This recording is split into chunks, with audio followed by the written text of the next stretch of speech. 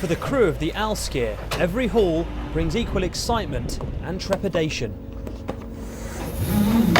Skipper Ian does his best to target certain species of fish, but he's never 100% sure of what he's got until he checks the hold.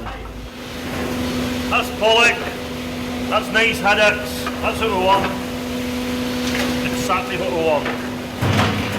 No problem. The crew spend as many as 10 days at sea. They travel long distances in search of specific fish in often rough conditions.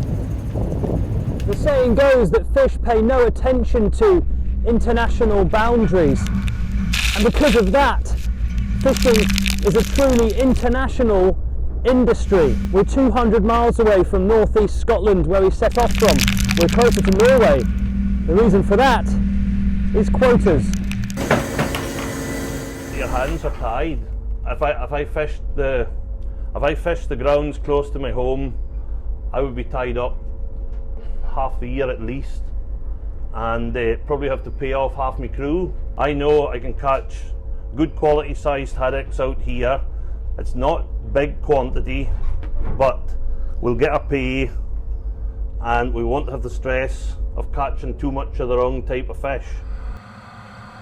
At one time, the best skipper was the guy who caught most fish, but that's no longer the case. The best skipper's the guy who has the most quota.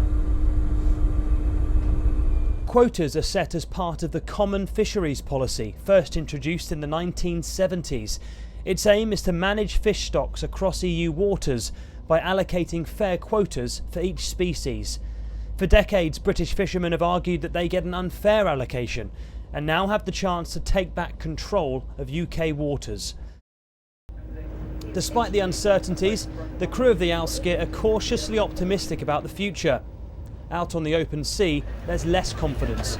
There's been a lot of turmoil since. Ian sparks up a conversation with a passing Danish skipper.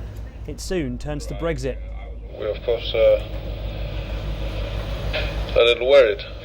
We feel a bit uncertain, of course. I'm afraid that may be different for you, but not necessarily better. Over. No, there will be no guarantee that it's better. There will be no guarantee that it's better. Negotiating a new fisheries policy has been described as the acid test for Brexit. But with the British industry contributing a measly $426 million to the UK, there's also a danger it could be seen as small fry. Joe Tidy, Sky News, on the North Sea.